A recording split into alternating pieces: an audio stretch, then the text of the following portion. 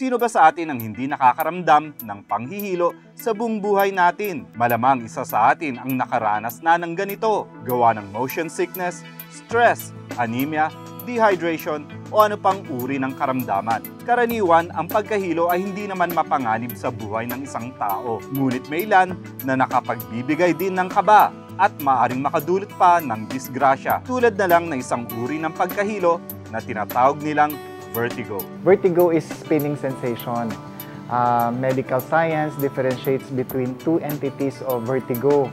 Kapag ikaw nakakaramdam na umiikot ka, similar to a spinning top, we call it subjective vertigo.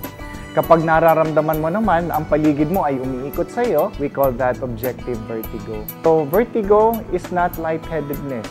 Ito ay hindi yung sensation na nasa punto ka na ikaw ay malapit ng himatayin.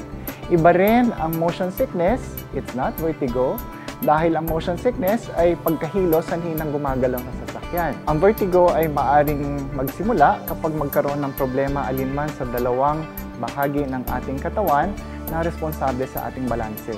Tulad din ng ibang sakit, ang vertigo ay maaari ding magdulot ng komplikasyon kung ito'y mapabayaan. Kaya dapat din itong bigyan ng nararapat na atensyon. There would be various remedy or treatment for vertigo, depende kung ano yung cause. Kung ang cause ay Meniere's disease, pwedeng mag-prescribe yung doktor ng gamot para maisan yung pagsusuka. For home remedies, avoid taking substances that can probably affect circulation such as tobacco, alcohol, or caffeine. And also, for natural herbal remedies, makakatulong na malaki ang ginkgo biloba because it promotes cerebral perfusion, good circulation sa ating utak, and it also helps prevent recurrence of vertigo.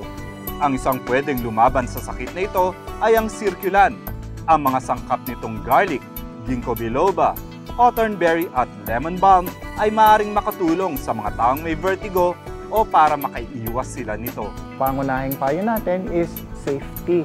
No? Iwasan na sila ay mahulog, so avoid falls, injuries, and also panatilihin na maayos ang kanilang diet. Pwede rin silang magsagawa ng relaxation techniques and exercises para ang kanilang stress ay properly managed and controlled. This portion was brought to you by Circulan. Nasa dugo lang yan.